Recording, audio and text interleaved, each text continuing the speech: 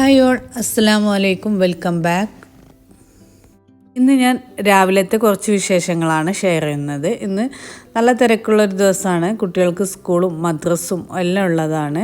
അതുകൊണ്ട് രാവിലത്തെ ബ്രേക്ക്ഫാസ്റ്റിൻ്റെയും ലഞ്ചിൻ്റെയും ഒക്കെ കുറച്ച് വിശേഷങ്ങളാണ് ഷെയർ ചെയ്യുന്നത്. വീഡിയോ എല്ലാവരും മുഴുവനായിട്ട് കാണുക. കണ്ടിഷ്ടപ്പെട്ടാൽ ചാനൽ സബ്സ്ക്രൈബ് ചെയ്യാതെ കാണുന്നവരാണെങ്കിൽ ഒന്ന് സബ്സ്ക്രൈബ് ചെയ്ത് സപ്പോർട്ട് ചെയ്യുക. ഇഷ്ടപ്പെട്ടാൽ അതേപോലെ തന്നെ ലൈക്ക് ബട്ടൺ ഒന്ന് പ്രസ് ചെയ്യാനും മറന്നു പോകരുത്. നമുക്ക് വീഡിയോ ഒന്ന് കണ്ടു നോക്കാം.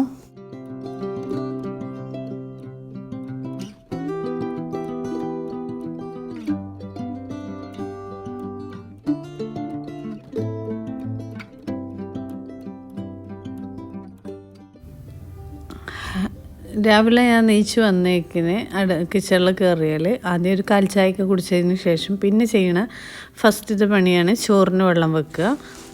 ചോറിനുള്ള വെള്ളം ഒന്ന് ചൂടായി കിട്ടുമ്പോഴേക്കും തലേ ദിവസത്തെ കറി ലേശം ബാക്കിയുണ്ട്. ചിക്കൻ കറിയാണ്.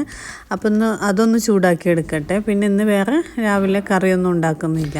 ഇന്ന് ഉപ്പേരി ഉണ്ടാക്കുന്നത് ഇടിച്ചക്ക ഉപ്പേരിയാണ്. അതിൻ്റെ തൊലിയൊക്കെ കളഞ്ഞ് കട്ട് ചെയ്തിട്ട് ഫ്രിഡ്ജിൽ വെച്ചിരുന്നു. അതേപോലെ തന്നെ കുറച്ച് ഉള്ളിയൊക്കെ തൊലിച്ച് അതും കൂടി വെച്ചിട്ടുണ്ട്. പിന്നെ ഇന്നലത്തെ മീൻ മസാല തേച്ചത് ഫ്രിഡ്ജിലിരിപ്പുണ്ട്. അതൊക്കെ ഫ്രിഡ്ജിൽ നിന്നൊന്ന് പുറത്തേക്ക് എടുത്ത് വെക്കുകയാണ്.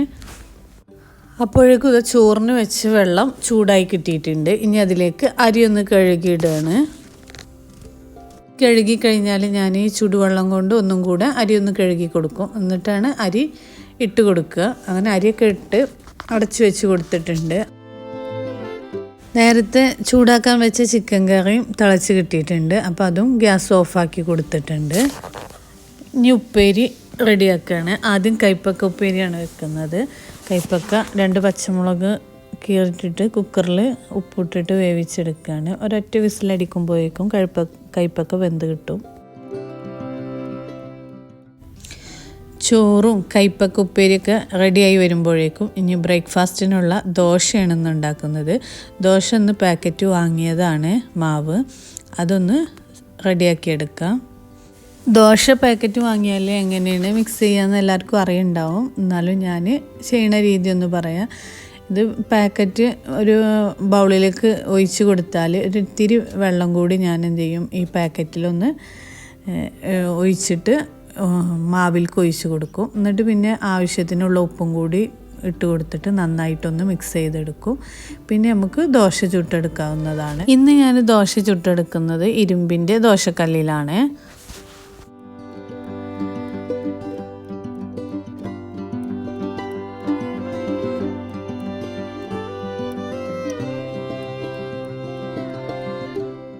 അപ്പങ്ങൾ അങ്ങനെ ഓരോന്നായിട്ട് ചുട്ടെടുക്കുന്നുണ്ട്. അപ്പോഴേക്കും ഇത് നമ്മൾ കൈപ്പക്ക റെഡി ആയിട്ടുണ്ട്. അപ്പോൾ തീ ഓഫാക്കിയിട്ടുണ്ട്.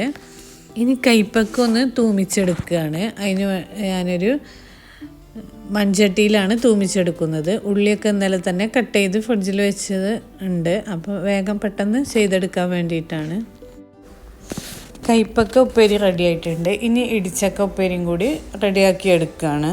ആ പ്രഷർ കുക്കറിനെ ഉള്ളൊന്ന് കഴുകി കൊടുത്തിട്ട് അതിൽ തന്നെയാണ് ഇടിച്ചക്ക വെക്കുന്നത്.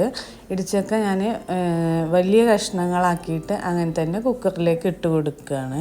ഇനി ഇതിലേക്ക് ആവശ്യത്തിനുള്ള ഉപ്പും 1/4 കപ്പ് വെള്ളം കൂടി ഒഴിച്ച് കൊടുക്കുന്നുണ്ട്. എന്നിട്ടൊരു 4-5 വിസിൽ വരുന്നത് വരെ നന്നായിട്ട് വേവിച്ചെടുക്കുന്നുണ്ട്. അതിൻ്റെ ഇടയിൽ കൂടെ ദോശ അങ്ങനെ ചുട്ടെടുക്കുന്നുണ്ട്. ദോശൻ്റെ പരിപാടി കഴിഞ്ഞിട്ടില്ല.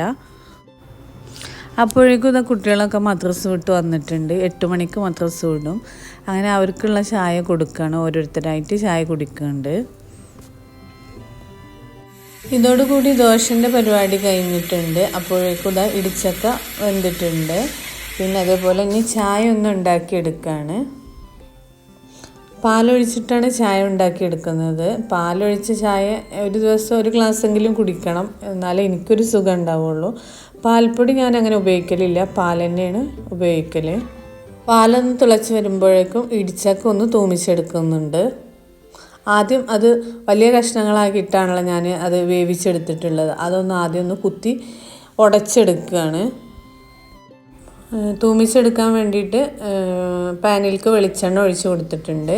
ഞാൻ ഇങ്ങനെയൊക്കെയുള്ള കാര്യങ്ങളൊക്കെ വെളിച്ചെണ്ണയിൽ തന്നെ കേട്ടോ ചെയ്തെടുക്കാറുള്ളത്. അതിലേക്ക് ലേശം ചെറിയ ഉള്ളി അരിഞ്ഞിട്ട് അതിട്ട് കൊടുക്കുന്നുണ്ട്. ചെറിയ ഉള്ളി ഒന്ന് വഴറ്റി കൊടുക്കുന്നുണ്ട്. അതൊരു ബ്രൗൺ നിറമാകുമ്പോൾ അതിലേക്ക് 4 ഉണക്കമുളക് ഇട്ട് കൊടുക്കുന്നുണ്ട്. പിന്നെ ലേശം കറിവേപ്പിലയും കൂടി ഇട്ട് കൊടുത്തിട്ട് ഈ ഇടിച്ചക്ക ഇതിലിട്ട് കണ്ട് ഒന്ന് നന്നായിട്ടൊന്ന് വഴറ്റി കൊടുക്കുകയാണ്.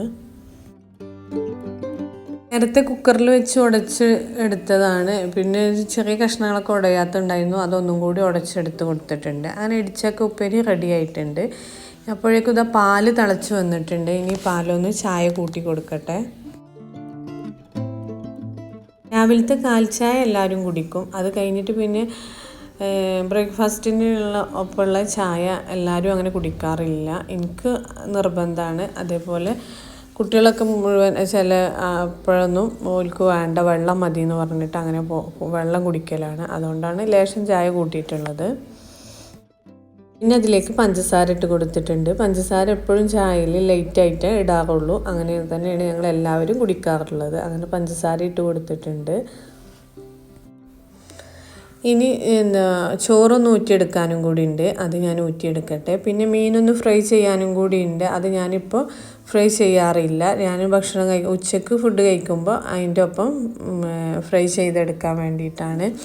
സ്കൂളിലേക്ക് കുട്ടികൾ മീനൊന്നും കൊണ്ടുപോകാറില്ല. അപ്പോൾ ഇന്നത്തെ വീഡിയോ ഇത്രയേ ഉള്ളൂ. വീഡിയോ എല്ലാവർക്കും ഇഷ്ടപ്പെട്ടു എന്ന് വിചാരിക്കുന്നു. ഇഷ്ടപ്പെട്ട ചാനൽ ഇതുവരെ സബ്സ്ക്രൈബ് ചെയ്യാതെ കാണുന്നവരാണെങ്കിൽ ഒന്ന് സബ്സ്ക്രൈബ് ചെയ്ത് സപ്പോർട്ട് ചെയ്യുക. അടുത്തൊരു നല്ലൊരു വീഡിയോയുമായിട്ട് വരാം ഇൻഷാ അല്ലാഹ്.